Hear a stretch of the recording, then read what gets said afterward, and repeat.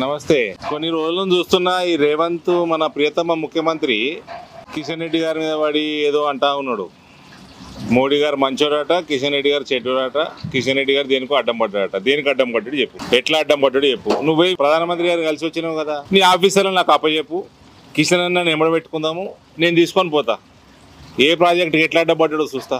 నువ్వు నీ ప్రాజెక్టులకి నువ్వు ఇవ్వాల్సిన ల్యాండ్ ఇస్తున్నావా సక్రమంగా, నువ్వు పెట్టాల్సిన నీ షేర్ ఆఫ్ ఫండ్స్ పెడుతున్నావా రాష్ట్ర ప్రభుత్వం నుంచి, రాష్ట్ర ప్రభుత్వం నుంచి చేయాల్సిన ఫార్మాలిటీస్ ఏమని అన్ని చేస్తున్నావా, అవన్నీ చేయంగా నరేంద్ర మోడీ గారు ఏమి ఇస్తలేరు, కిషన్ రెడ్డి గారు ఏం అడ్డం పడ్డారు చూద్దాము. తేల్చేస్తే అయిపోతుంది కదా, ప్రజల ముందర స్పష్టంగా పెట్టేద్దాము.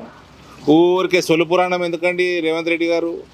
కిషన్ రెడ్డి గారి కంటే ఈయన చిన్నోడు, ఈయన ముఖ్యమంత్రి అయిపోయిందనే ఆయన అంటుందట. నేనైతే నీకంటే చిన్నోని కదా రేవంత్.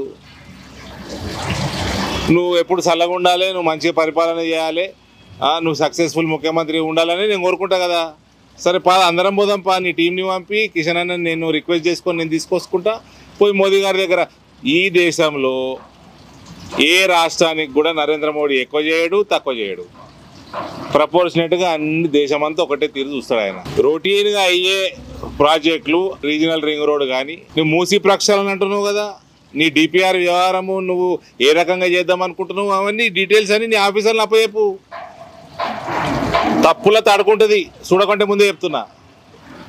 పనికి మళ్ళీ రాజకీయం చేసుడు, సొలు పురాణం రాజకీయాలు చేసుడు, ఇవన్నీ చేసుకుంటా ప్రజల్ని మభ్యపెట్టుడు తప్ప ఏమీ లేదు.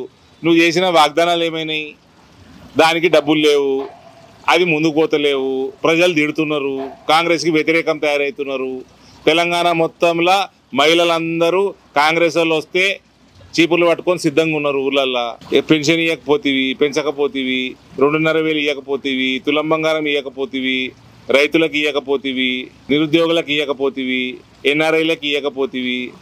నువ్వు చేసిన వాగ్దానాలన్నీ వీగినాయి. అవేం మాట్లాడతలేవు కానీ ఊరికే సొల్లు రాజకీయం చేస్తూ ఉన్నాడు. క్లియర్గా స్పష్టంగా చెప్తున్నా, నీకు ఎక్కడ ప్రాజెక్టులు ఆగినాయి, ఏ ప్రాజెక్టులు ఆగినాయి, నీ ఆఫీసర్లు అప్పచెప్పు. నువ్వు ప్రధానమంత్రి గారు కలిసి వచ్చి నీ ఫార్మాలిటీ చేసుకుంటావు, సంతోషం. నీ ఆఫీసర్లను అప్పచెప్పు, కిషన్ రెడ్డి గారిని నేను తీసుకుంటా, నేను కోఆర్డినేట్ చేస్తా, పోయి తెచ్చుకుందాము. 40 ఏళ్ళ తర్వాత ఒక జాతీయ బోర్డు స్థాపించడంలో నేను కీ రోల్ ప్లే చేసిన. రొటీన్ డెవలప్మెంట్ వర్క్స్కి పెద్ద పనే. ఇవన్నీ సొల్లు పురాణాలు బంద్ చేసి కరెక్ట్గా నీ టీంని అప్పచెప్పు, చూస్తా.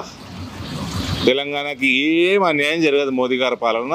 తెలంగాణ నీదెంతనో దానికంటే ఎక్కువ నరేంద్ర మోడీ గారిది. భారత్ మాతాకి జై.